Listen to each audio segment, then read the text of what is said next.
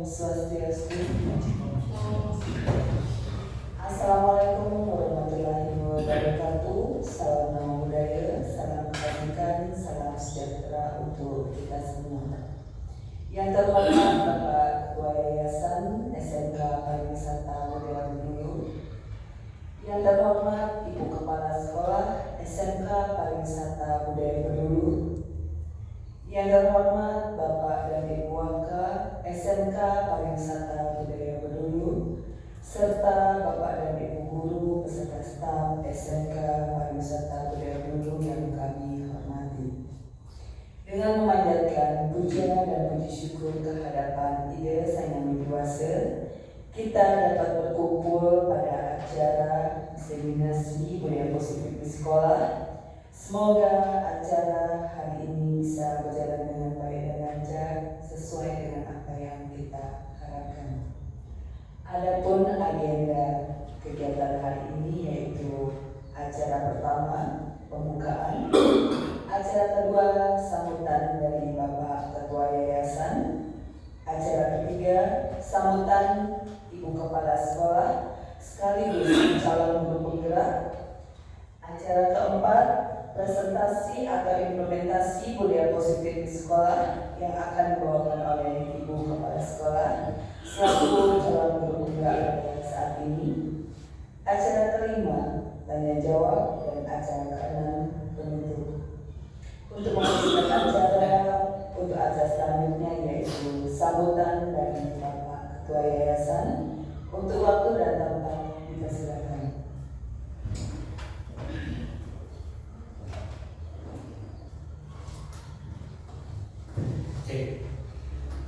Ingin semua adalah dirisan kami Nasija Kegiatan Yudhasa sama teman-teman ini yang dengan nanti saya menulis latihan mengambil kerajaan menerapkan kemasukan sosial yang terhormat sekolah SMK Pariwisata dulu yang menghormati Bapak Waka SMK Pariwisata dulu, KDU, staf dan Bapak Ibu Guru SMK Pariwisata dulu. Pada kesempatan hari ini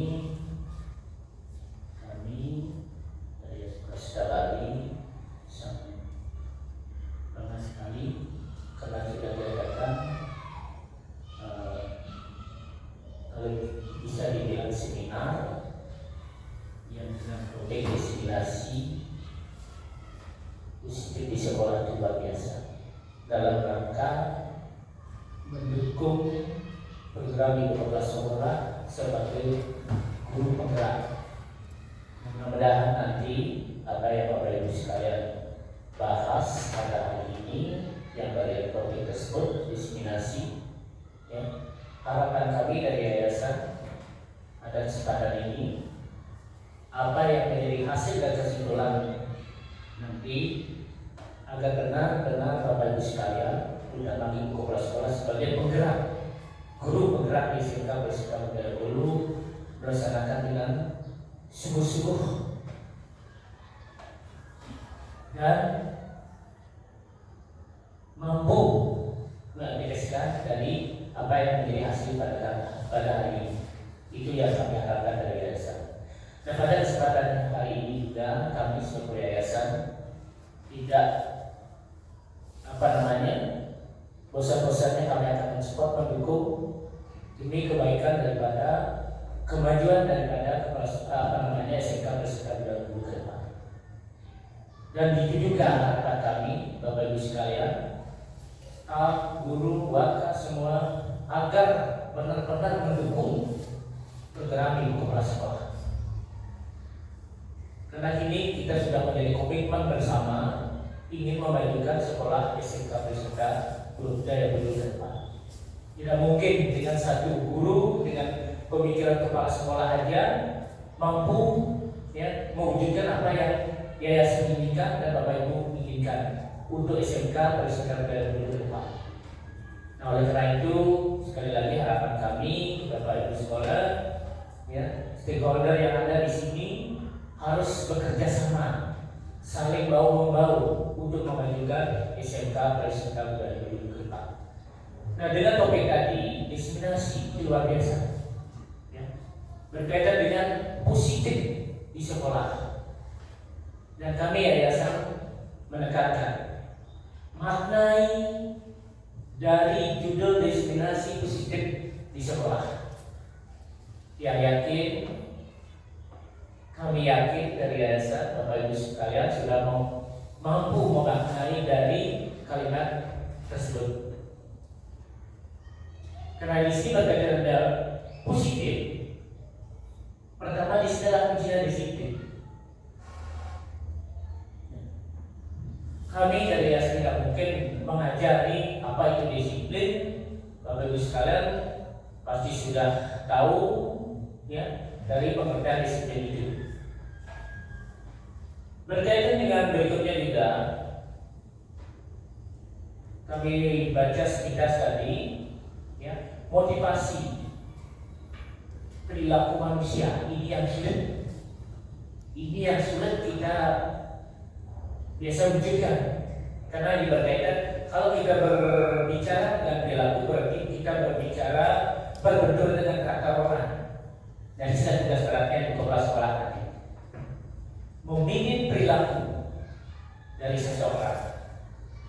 Nah, oleh karena itu mari kita saling mengisi, karena setiap orang ada kelebihan dan kekurangan. Kalau mampu kita satukan, ini akan menjadi sesuatu yang luar biasa. Nah, itu harapan kami dari judul tadi, diseminasi positif di sekolah, disiplin dan motivasi perilaku manusia. Ini yang mungkin akan berat Kooperasi akan memimpikan, ya, karena berkaitan dengan karakter. Karena sulitnya kita membangun karakter. Karena ada istilah motivasi and character building, membangun sebuah karakter seseorang itu sulit, luar biasa. Nah, oleh karena itu harapan Ibu Kepala Sekolah nanti ke depan, ya, dapat bekerja keras membangun SDM yang unggul, ya, bukannya membangun SDM siswa aja yang unggul, SDM kita juga harus unggul agar bisa kita contohkan kepada anak didik kita untuk ke depan SMK Prasejarah dulu. Nah, dalam kesempatan itu yang bisa saya sampaikan kepada Ibu sekalian, dan tolong juga mengikuti, ya, sampai selesai. Karena tadi tiadanya ya ikut mungkin ikut sekejam, tapi komitmen jamnya sekejam. Ini, ya, dengan pertemuan 1 jam kasih sesuatu yang luar biasa itu luar biasa, ya. Dari komandan dari Jigian, selamat sekali lagi Ibu Kepala Sekolah, karena bebannya ke depan makin berat. Nanti kalau mungkin Ibu Kepala Sekolah nanti ada tugas-tugas, apalagi seorang guru penggerak ini akan luar biasa tugas-tugasnya. Dan nanti kalau dikomunikasikan setiap ada kegiatan Ibu Kepala Sekolah, kalau bawah diberi surat tugas supaya nanti sekolah tidak kosong. Bukan tidak kosong, ada yang mempertanggungjawabkan. Kalau ada bawahan ingin sesuatu, siapa yang harus dilapori. Misalnya ini kalau guru penggerak nanti akan terus dia keluarkan, kan? Berarti di sini harus berikan tugas kepada wakannya, keluarga yang ada mungkin kepada DU-nya, kalau dan saya sebagainya. Selama ditinggal, tapi di sana, ya, ada boleh dan tidak. Apabila di kelas sekolah tidak ada, apa yang harus dikerjakan, apa yang tidak boleh dikerjakan. Kemarin kan ada kelas sekolah kan itu ada perkiraan mungkin gagal nanti kelas sekolah datang. Dan itu dari yayasan sekali lagi selamat dalam melaksanakan diseminasi positif di sekolah, mudah bisa terwujud dengan baik. Yang harapan ke depan demo yang bagus. Semua kira-kira atau tidak kita sudah Singapura tidak tutup dengan nama Sandi Om Sandi Om semua.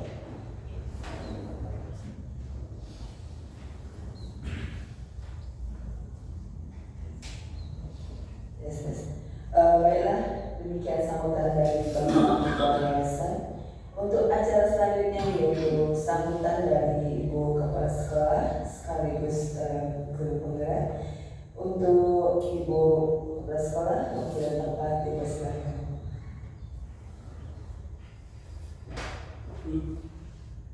Terima kasih atas waktu yang sudah diberikan. Yang terhormat Bapak Ketua Yayasan yang sudah bisa meluangkan waktunya untuk hadir pada acara hari ini, dan terima kasih untuk para guru warga yang sudah hadir pada acara hari ini mengenai diseminasi budaya positif di sekolah. Ini merupakan dalam penjelasan saya mengenai diskriminasi budaya positif di sekolah ini, kita itu sama-sama belajar. Tidak ada yang pintar, tidak ada yang bodoh. Kita sama-sama belajar, mendapatkan istilahnya ilmu mengenai bagaimana caranya kita itu mengkondisikan keadaan kita yang ada di sekolah. Mengenai diseminasi budaya positif di sekolah, saya akan paparkan sedikit untuk pembuka dalam acara hari ini. Sebelumnya saya ucapkan terima kasih dan tiang haturkan pangastungkana pangandaritma. Om Swastiastu. Untuk pemaparan atau diseminasi budaya positif di sekolah yang akan sampaikan berdiri biar bisa yang melihat apa yang presentasikan di depan. Bisa ada.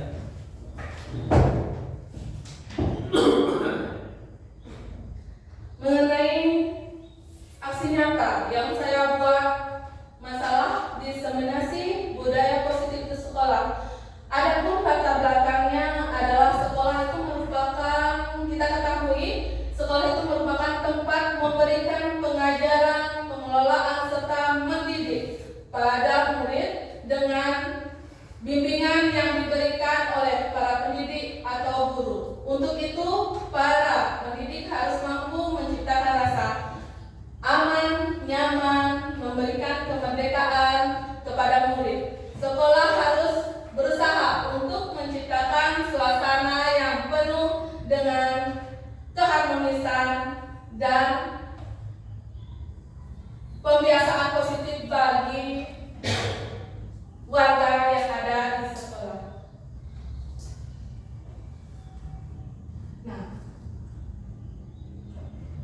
mengenai diseminasi tentang budaya positif yang ada di sekolah, maka dari itu sekolah perlu menumbuhkan kebiasaan-kebiasaan positif secara berkelanjutan yang nantinya akan menjadi budaya positif di sekolah. Budaya positif yang dimaksud dapat diciptakan dengan membuat suatu keyakinan kelas atau di sekolah bersama dengan murid.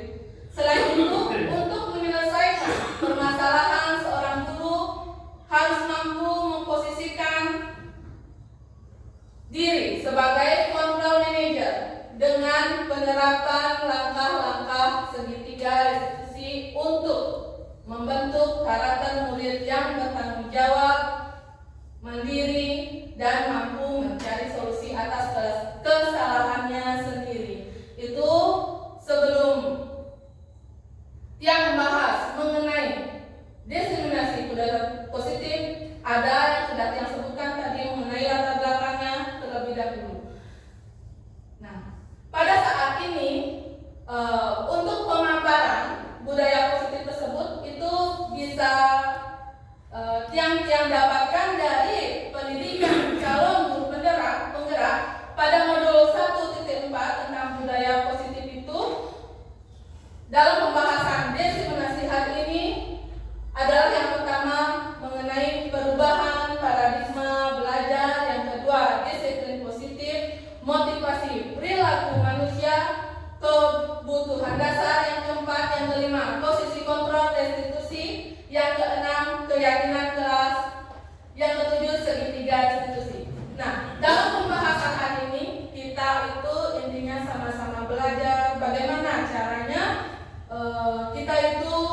bisa mengontrol kondisi yang ada di sekolah, mengontrol siswa, bagaimana kita itu harus berperilaku sebagai guru. Itu nanti yang kita dapatkan. Karena sebelumnya dalam pendidikan calon guru penggerak pada modul 1.4 sudah dibahas seperti ini. Intinya tidak ada yang pintar, tidak ada yang bodoh. Kita sama-sama belajar, dan kita itu sebagai seorang pendidik harus bisa punya tanggung jawab kepada keadaan dan kondisi siswa yang ada di sekolah.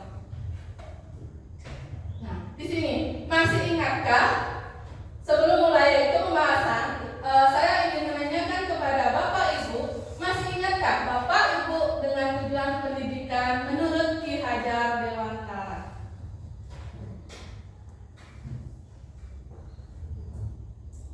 Mungkin tidak ada yang mengingat. Ini saya akan berikan mengenai pembahasan mengenai pendidikan menurut Ki Hajar Dewantara.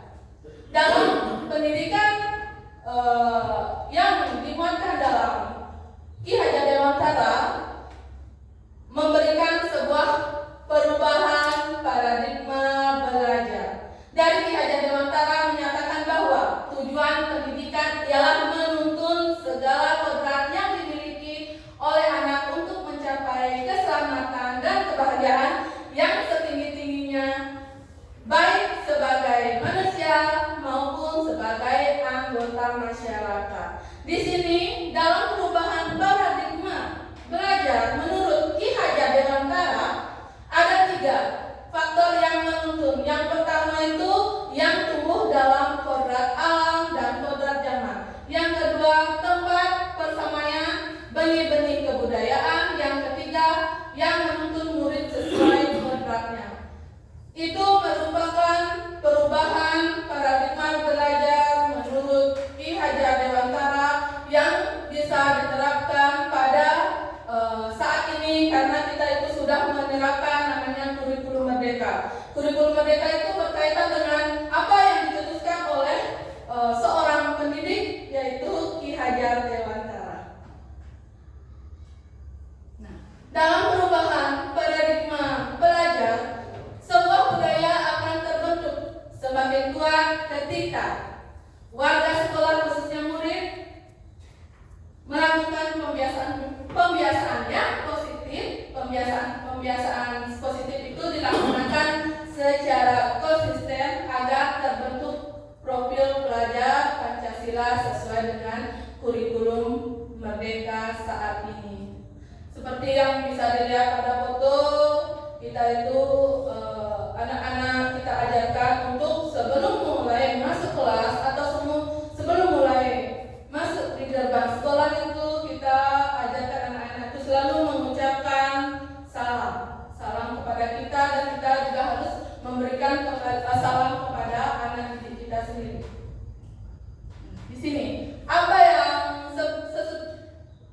mengenai pembahasan hari ini, saya lanjutkan apa yang Bapak Ibu bayangkan tentang makna disiplin. Sebelum mulainya, ada yang mungkin bisa membantu saya mengenai apa yang Bapak Ibu bayangkan tentang makna disiplin. Disiplin itu apa sih?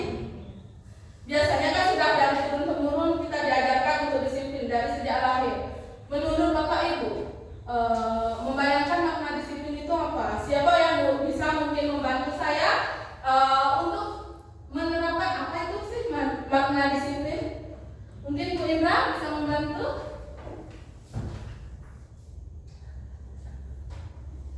Baik, terima kasih Bu. Mungkin dari pertanyaan yang Ibu tanyakan, apa yang Bapak Ibu bayangkan tentang makna disiplin? Mungkin makna disiplin itu menurut saya sikap dan perasaan taat dan patuh terhadap suatu tanggung jawab yang dibebankan. Mungkin itu Ibu, terima kasih. Taat dan patuh sesuai dengan tanggung jawab. Seperti itu ya. Tepat sekali ya menurut Ibu. Di sini tidak ada yang salah, tidak ada yang benar. Apa yang disampaikan itu merupakan bagian dari disiplin, mengenai disiplin yang taat dan patuh dan tanggung jawab. Dari disiplin itu kan adalah merupakan disiplin yang mengenai disiplin itu berkaitan dengan disiplin positif, padahal seseorang memiliki disiplin diri berarti mereka bisa bertanggung jawab terhadap apa yang dilakukan karena berdasarkan tindakan mereka pada nilai-nilai kebajikan universal atau norma yang dianggap positif. Untuk menciptakan disiplin positif, terbentuknya bukan dari menggunakan hukuman, melainkan dengan kebiasaan-kebiasaan yang positif yang murid yakini tentang nilai kebajikan. Dalam disiplin, sesuai dengan kurikulum sekarang, tidak hanya kita itu harus memberikan sebuah hukuman, jadi harus dengan hal-hal yang baik yang membangun motivasi siswa. Nah, mengenai disiplin positif, jadi tugas kita adalah menciptakan murid-murid yang memiliki disiplin diri sehingga mereka bisa berperilaku sesuai dengan nilai-nilai kebajikan. Nilai-nilai kebajikan yang maksud itu adalah punya rasa tanggung jawab, percaya diri, sopan santun, seperti itu ya. Nah, selanjutnya, mari kita tanyakan ke diri kita sendiri bagaimana kita berperilaku sebelum sampai ke materi, sampai selesai materi. Mengapa kita melakukan segala sesuatu? Misalnya, apakah kita melakukan sesuatu karena adanya dorongan dari lingkungan atau ada dorongan yang lain? Siapa yang bisa membantu saya mengenai? Mari kita tanyakan ke diri kita sendiri bagaimana kita berperilaku. Ya, mungkin minta pendapatnya dari Bapak Murahid mengenai apa yang dimaksud permasalahan seperti ini. Terima kasih waktunya. Karena Bu Beksa telah memberikan kesempatan untuk menjawab pertanyaan ini sendiri. Mengapa kita melakukan segala sesuatu?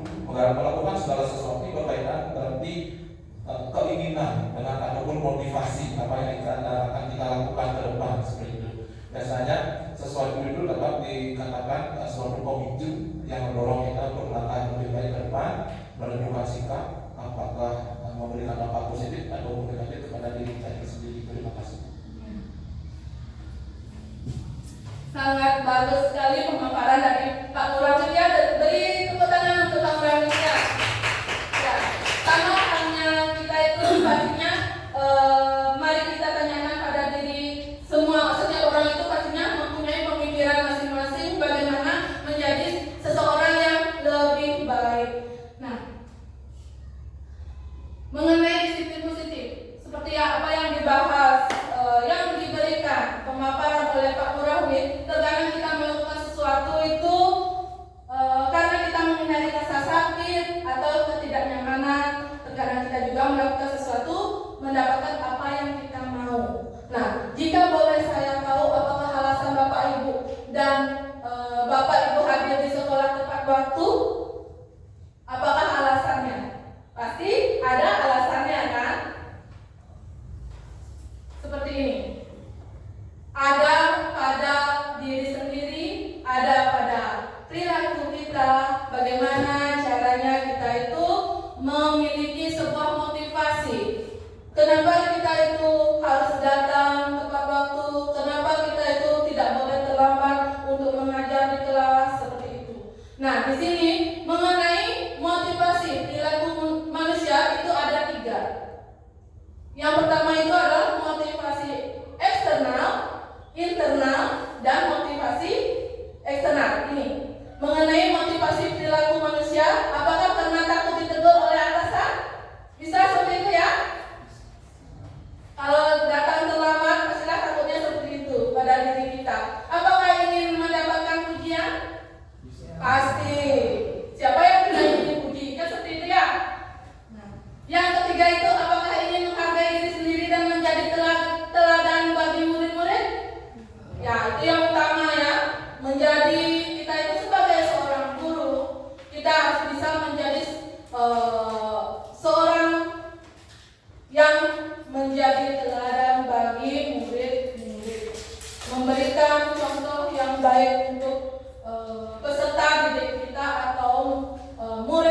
ada di sekolah.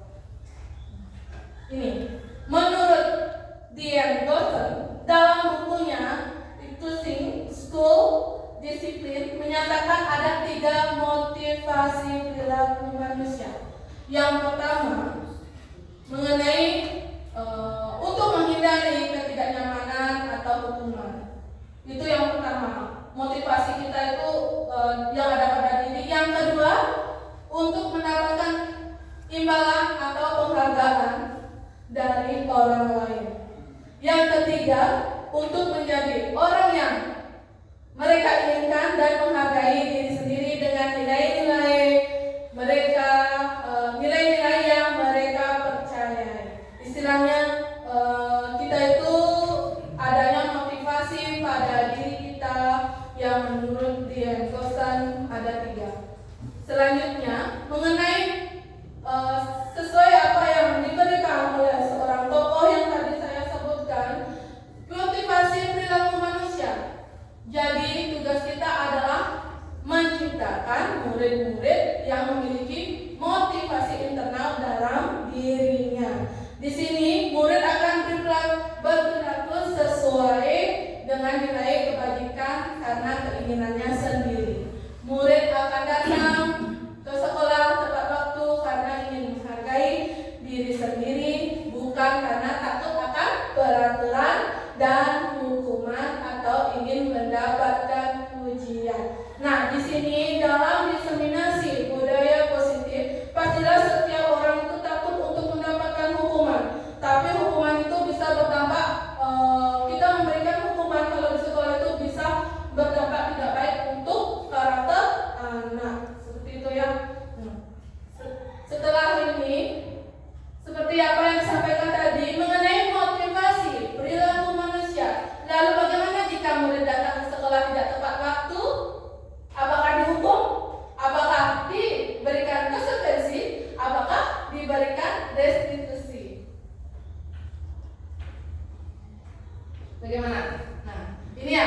Sebelum melanjutkan apa yang nanti saya akan tanyakan kepada Bapak Ibu mengenai pembahasan hukuman, konsekuensi maupun restitusi. Di sini dalam kita baru dalam saya menjalani pendidikan calon guru penggerak dari modul 1.4 itu baru saya mengetahui ternyata kita memberikan hukuman itu merupakan hal yang gagal.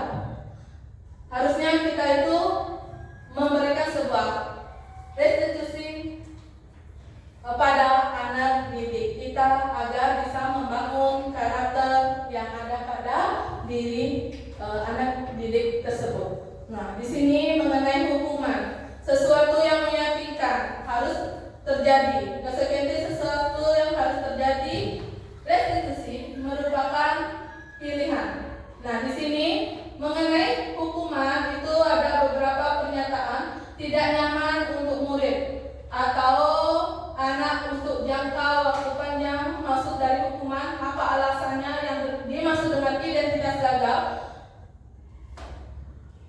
Kita itu memberikan hukuman bisa anak itu merasakan menjadi korban, mendapatkan sebuah keadilan.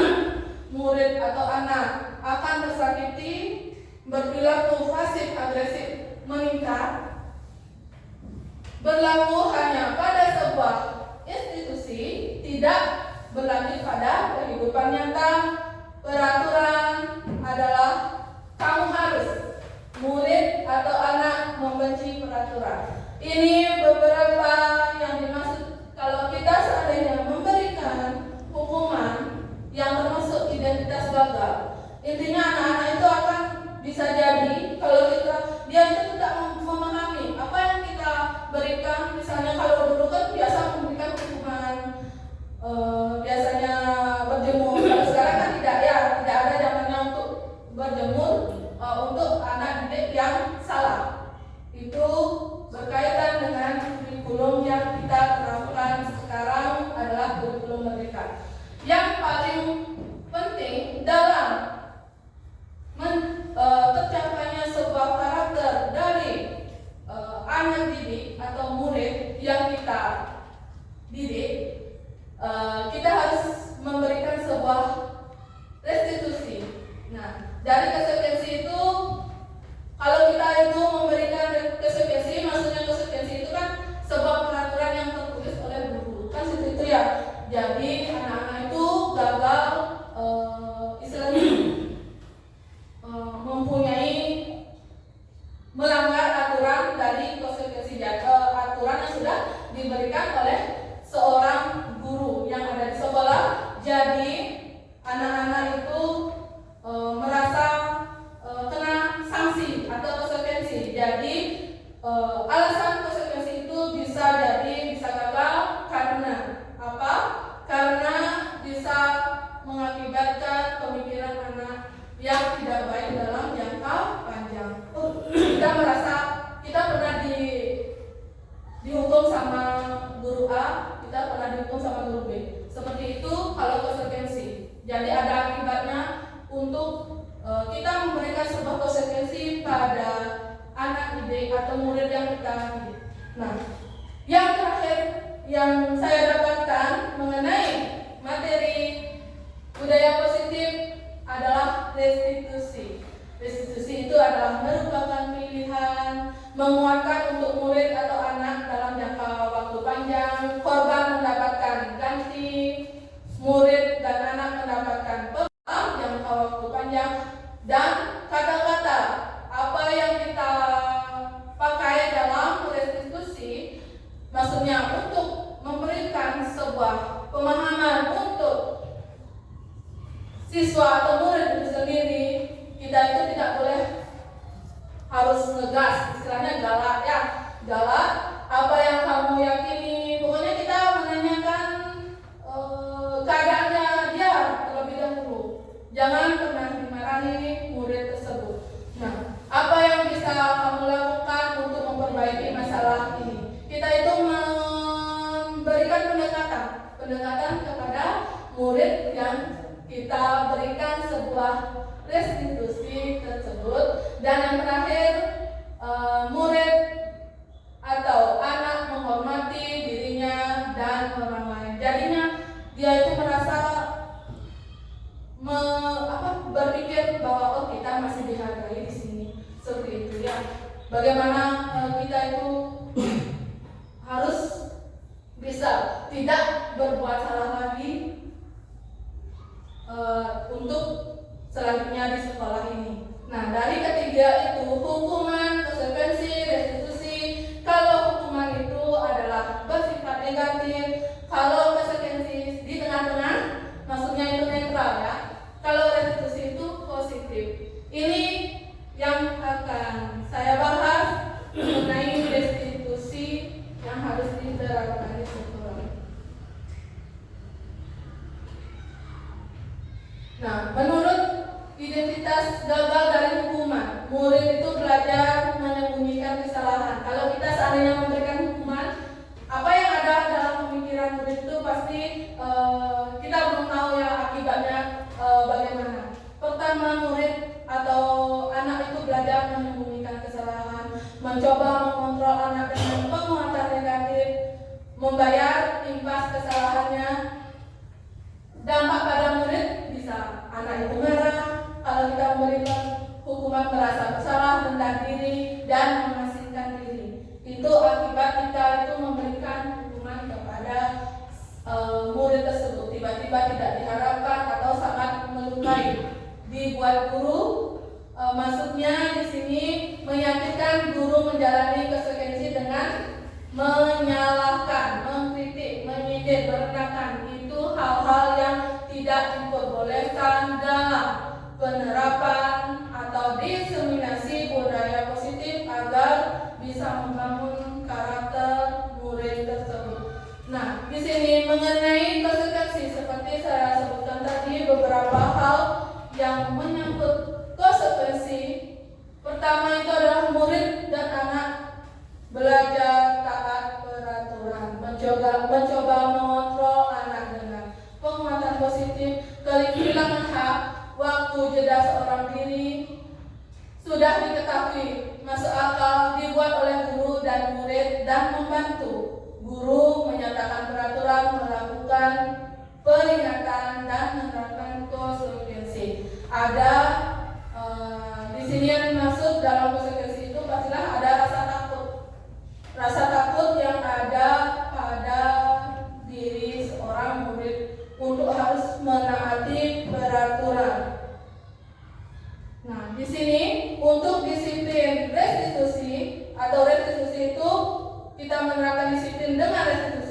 Murid atau anak belajar memecahkan masalah, anak paham bahwa dirinya sendiri yang pegang kendali kontrol, murid atau anak itu tidak kehilangan waktu namun bersemangat untuk memperbaiki diri.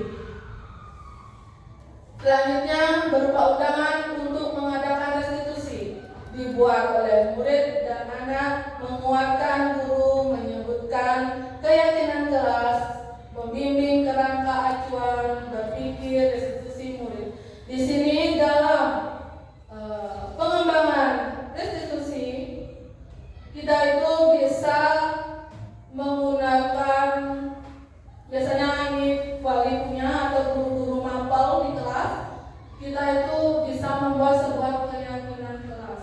Keyakinan kelas itu yang dimaksud mengarahkan ke anak-anak itu bertanggung jawab. Oh, dia yang membuat, harus dia yang menjalani seperti itu. Diberikan keleluasaan untuk seorang murid untuk memberikan sebuah harapan bagaimana pembelajaran itu bisa terlaksana dengan baik. Nah, karena sudah saya lihat sedikit tegang, ya, untuk memfokuskan lagi ke materi selanjutnya, marilah kita sama-sama speaking ya. Speaking agar gunanya itu merelaksasikan keadaan yang ada pada diri kita yang bisa memiliki konsentrasi. Ini menyangkut konsentrasi ya dalam sebuah pelajaran. Karena dalam keyakinan kelas, karena saya sudah menerapkan di beberapa kelas, anak-anak itu lebih senangnya ke speaking. Kenapa? Mungkin ada rasa senangnya, ada rasa cerianya, ada rasa meluapkan apa yang dia inginkan. Nah, di sini untuk mengimbangkan, karena memang sebuah keyakinannya ini bisa menambah konsentrasi belajar biar bisa pembelajaran yang diberikan itu menjadi menyenangkan. Mungkin Bapak Ibu bisa menanya sebentar mengenai speaking. Sini aja Bu. Gunanya ini sini.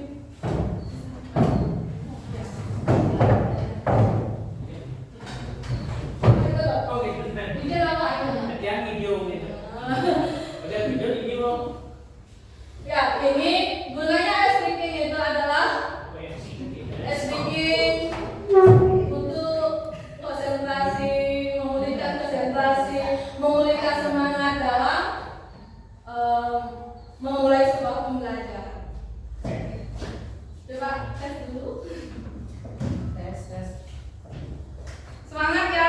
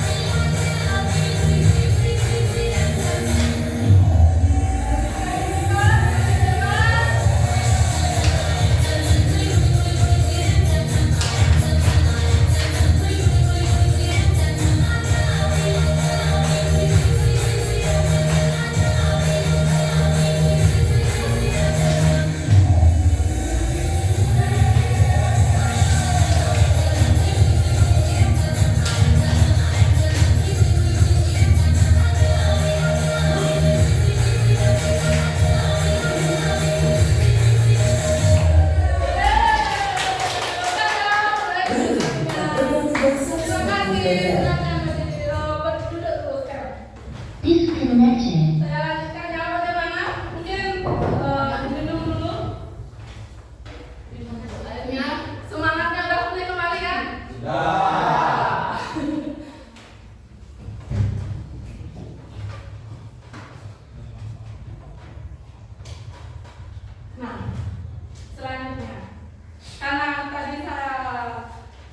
selanjutnya, karena saya tadi sudah menjelaskan mengenai identitas gagal, yang termasuk identitas gagal, yang termasuk identitas sukses.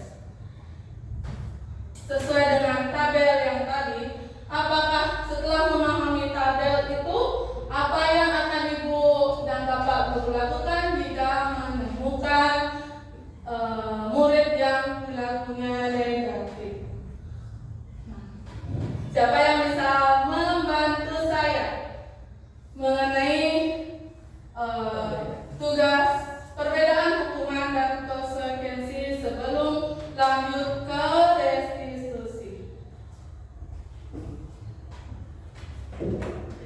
Mungkin bisa diskusikan dulu. Maaf ya, masih ngos-ngosan, tapi menyenangkan ya. Mungkin pasangan dia bisa membantu saya, karena pasangan dia itu selalu akan kesiswaan pastilah tahu apa itu merupakan hukuman, apa itu merupakan konsekuensi. Terima kasih atas waktunya. Jadi apa yang akan Ibu dan Bapak Guru lakukan jika menemukan murid yang perilakunya negatif? Jadi kita perlu memanggil siswa tersebut dan melakukan pendekatan dengan mencari faktor yang membuat siswa itu melakukan tindakan negatif ataupun perilaku negatif.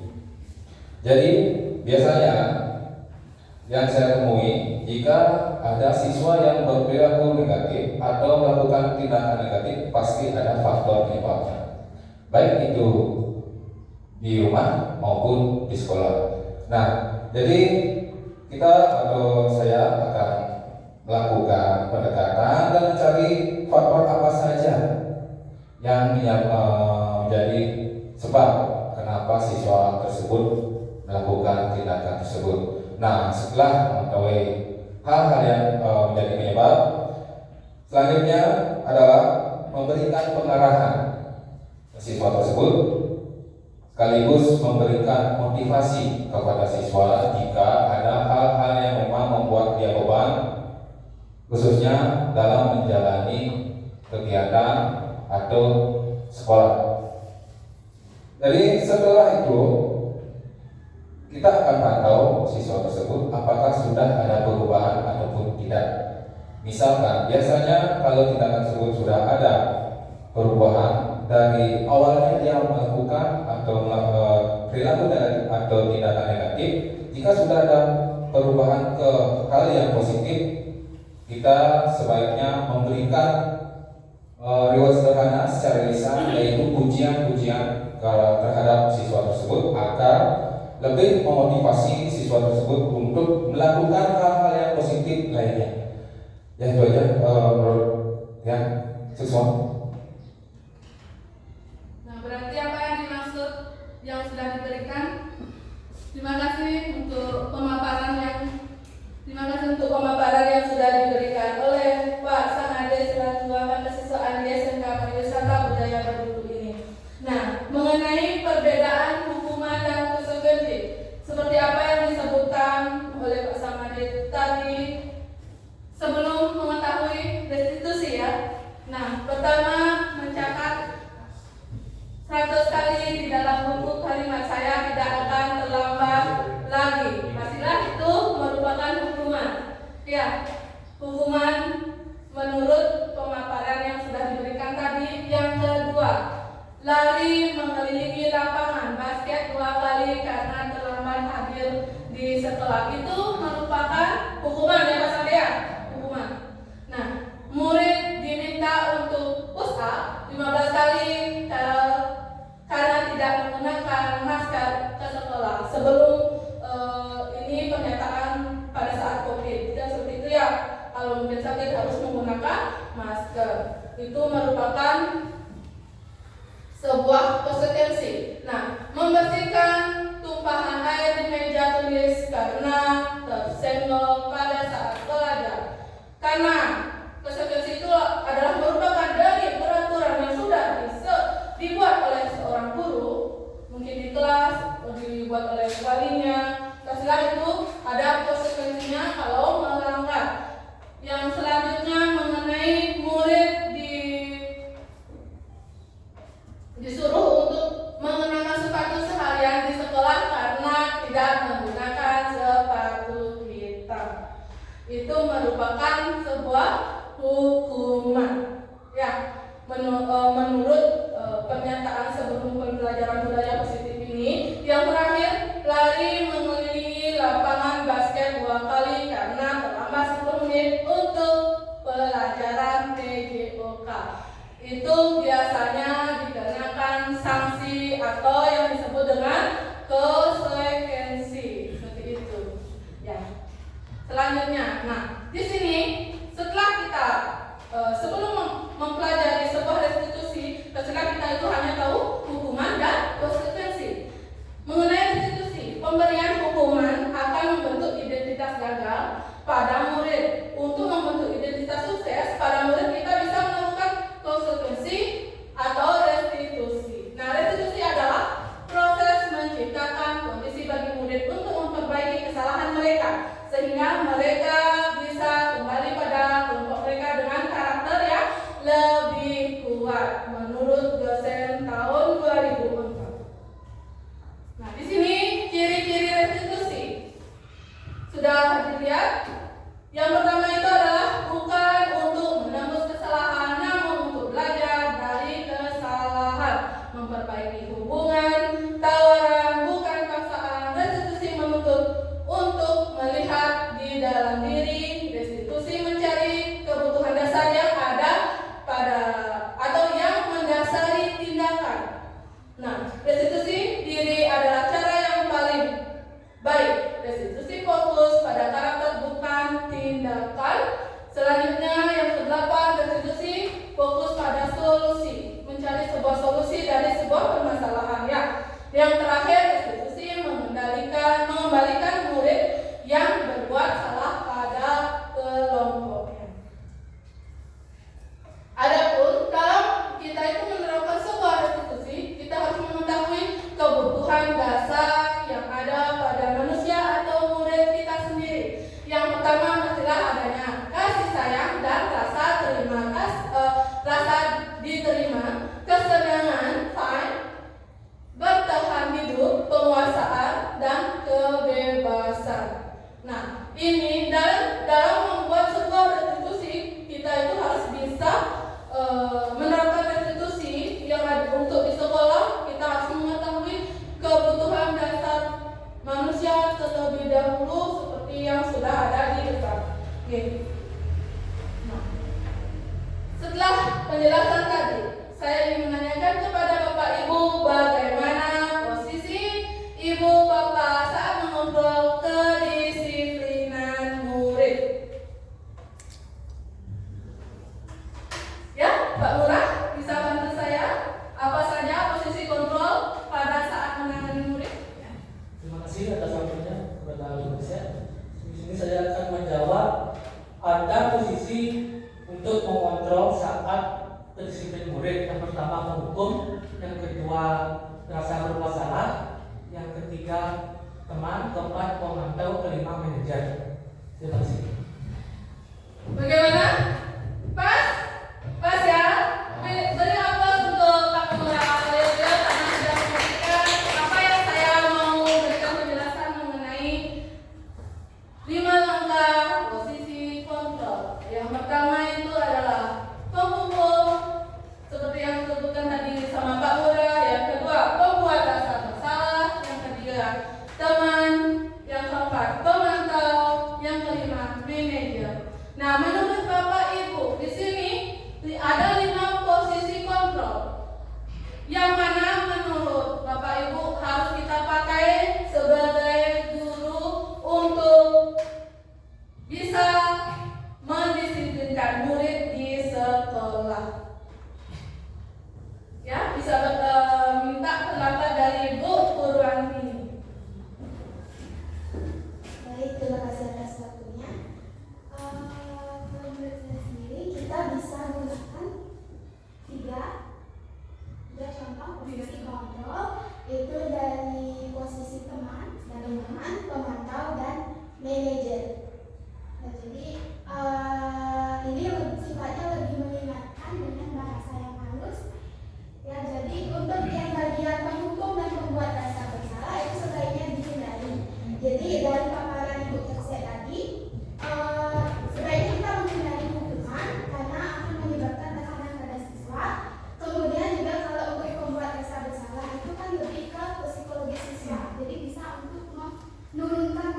motivasi mereka. Jadi menurut saya ya yang tadi saya sebutkan itu yang lebih baik untuk dilakukan.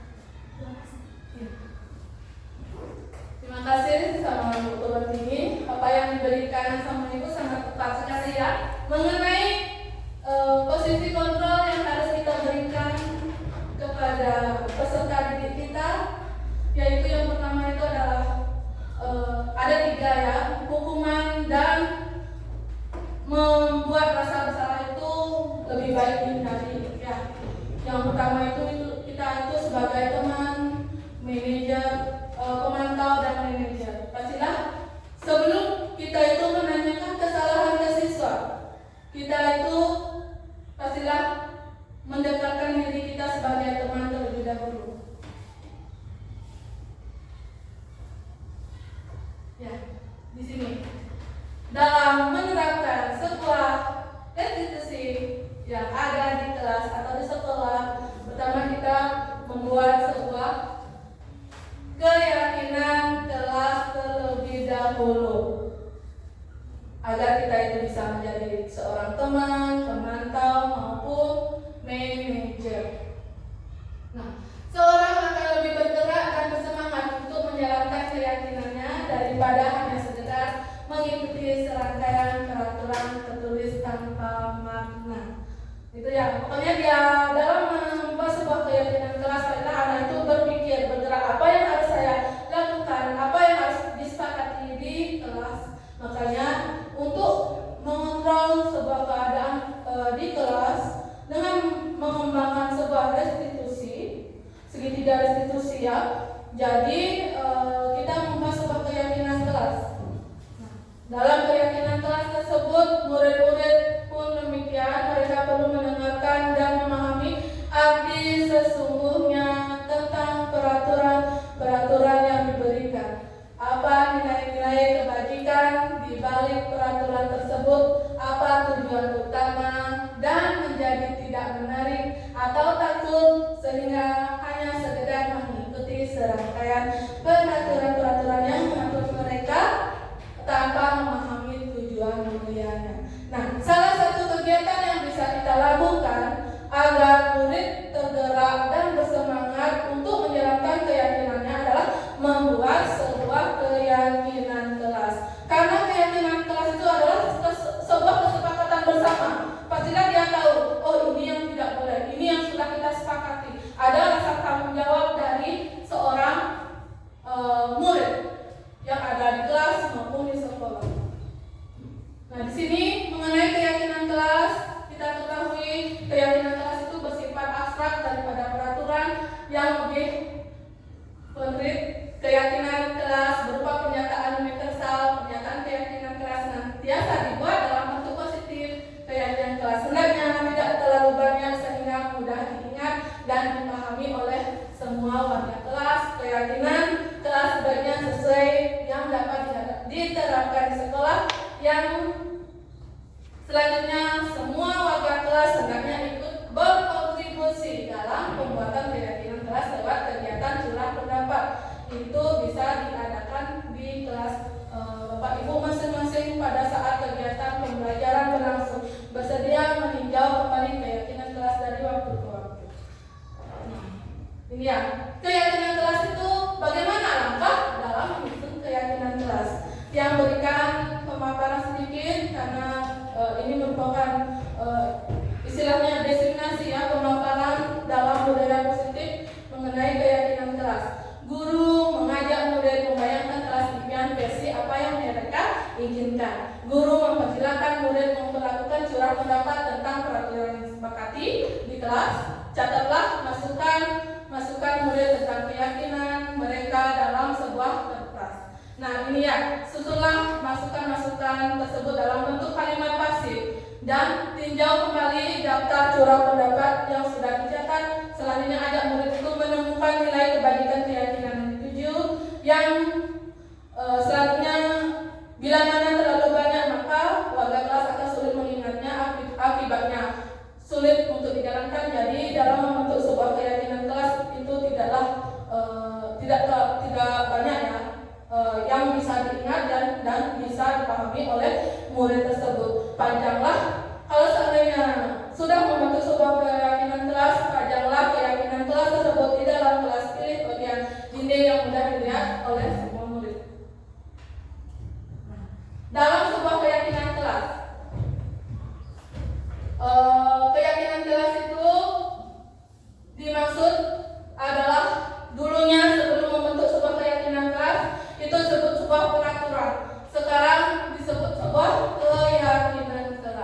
di sini yang dimaksud peraturan selalu dikembalikan buku di tempatnya. Kalau keyakinan kelas itu termasuk ke sebuah tanggung jawab.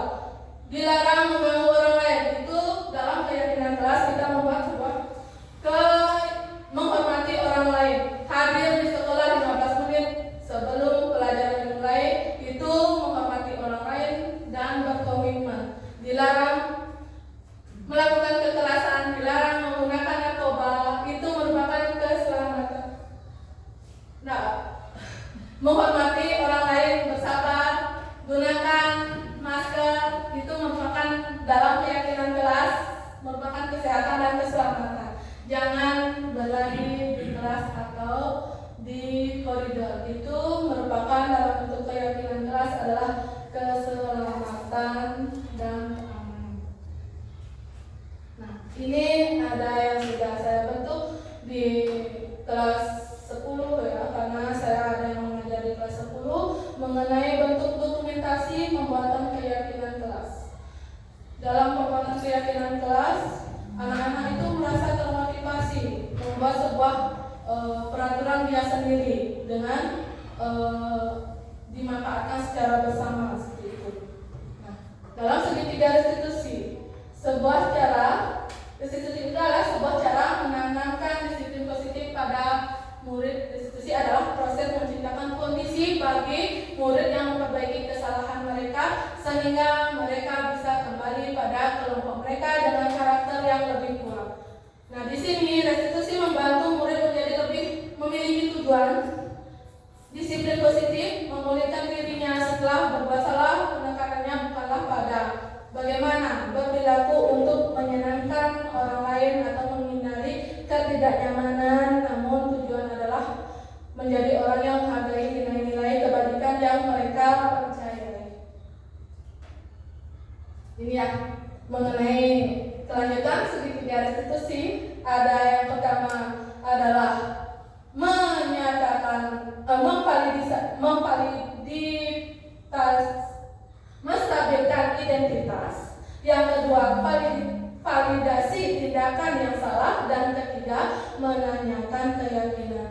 Ini adalah segitiga restitusi yang harus kita terapkan untuk mencapai, istilahnya membuat anak-anak itu tidak merasa marah atau mengembangkan karakter siswa. Jadi tidak perlu lagi kita itu, seandainya anak-anak itu berbuat salah, kita itu tidak perlu memberikan hukuman atau konsekuensi. Terapkanlah segitiga restitusi untuk mengembangkan karakter pada diri siswa.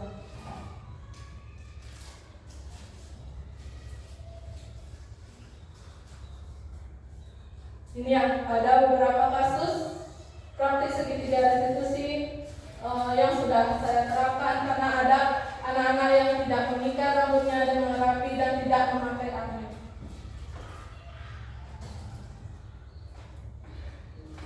Tidak terlihat. Nah, setelah itu mengenai nanti untuk penerapan segitiga restitusi ada videonya, saya akan sebarkan melalui WA grupnya biar bisa Bapak Ibu mengetahui, karena melalui presentasi ini tidak bisa diputar karena kesalahan atau sistemnya mungkin tidak bisa pengaturan untuk pemutaran video. Jadi nanti akan saya berikan pada saat mungkin rapat pembahasan pembagian jam mengajar, itu akan saya berikan mengenai bagaimana caranya kita itu menerapkan namanya segitiga restitusi untuk membangun karakter siswa. Seperti itu ya. Nah, dari pembahasan yang tadi ya lumayan panjang ya. Lumayan ya? Ya.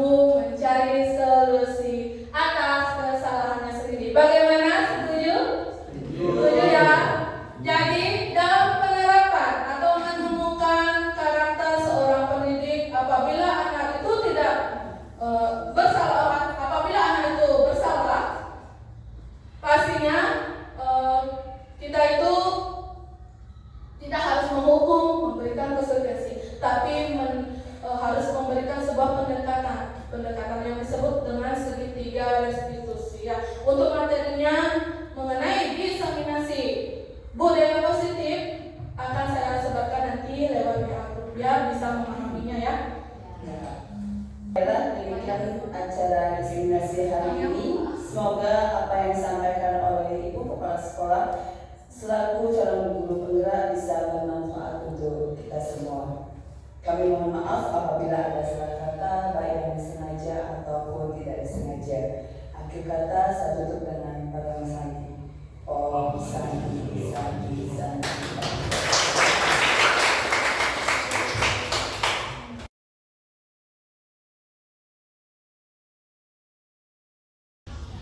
Selamat pagi Lucia. Selamat pagi Bu Guru.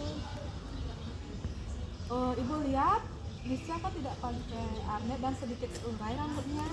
Ya Bu, hari ini saya tidak mengikat rambut saya dan tidak memakai arnet. Oh iya Lucia, tidak apa-apa. Dengan sedikit terurai rambutnya dan sedikit diikat, Lucia masih terlihat cantik dan indah rambutnya. Terima kasih Bu. Ayo kita ke ruangannya Ibu dulu sambil berbincang-bincang membahas untuk kelengkapan yang dia pakai hari ini. Ya, baik Lisya, kalau Lisya kan sudah di ruangannya Ibu sekarang. Nah, Lisya tidak mengikat rambutnya dengan rapi. Ibu melihat Lisya itu tidak pakai arnet, tentu saja ada alasannya kan? Bisa diberikan alasannya kenapa Lisya tidak pakai arnet? Ya Bu, tadi pagi saya terburu-buru mencari anak saya yang hilang. Agar tidak terlambat berangkat ke sekolah, saya hanya bisa mengikat satu rambut saja. Biasanya, ibu saya yang menyiapkan anet untuk hari ini. Baiklah, Lisya itu tidak pakai arnet dan rambutnya sedikit terurai. Apakah menurut Lisya melanggar keyakinan kelas atau tidak? Ya Bu, saya melanggar keyakinan kelas yang telah disepakati. Nah, kira-kira keyakinan kelas yang Lisya langgar itu menurut Lisya keyakinan kelas apa? Saya tidak disiplin dalam berpakaian Bu. Apakah menurut Lisya disiplin itu penting menurut Lisya? Penting Bu. Ya, oke, kalau begitu menurut kalian, menurut Lisya itu disiplin berpakaian itu penting. Hal yang apa yang Lisya harus lakukan agar tidak terulang seperti ini lagi, tidak memakai arnet maupun rambutnya sedikit terurai seperti ini. Saya akan belajar menyiapkan pakaian sendiri dan menyiapkan arnet sesuai dengan aturan sekolah Bu. Apakah menurut Lisya disiplin berpakaian itu penting? Penting Bu. Oke, kalau begitu menurut Lisya berpakaian itu penting. Tindakan apa yang Lisya harus lakukan agar hal seperti ini tidak terulang lagi? Saya akan belajar menyiapkan pakaian sendiri dan arnet sendiri sesuai dengan aturan sekolah Bu. Ya, bagus kalau begitu. Lisya udah mau menyiapkan pakaian sendiri dan arnet yang akan dipakai sehari-hari untuk sekolah. Jadi Lisya itu akan menjadi anak yang bagaimana? Saya akan menjadi anak yang disiplin dan mandiri Bu. Oke, kalau seperti itu silakan sekarang Lisya melanjutkan belajarnya ya. Baik Bu, terima kasih. Ya, sama-sama. Om Swastiastu, selamat pagi. Saya dari siswa Ibu Guru Niko Mangwitari sangat senang melakukan segitiga restitusi karena Ibu Guru memberikan kesempatan kepada saya untuk mengungkapkan alasan saya dalam melakukan kesalahan serta mencari solusi bersama dan menumbuhkan motivasi saya. Hanya ini yang bisa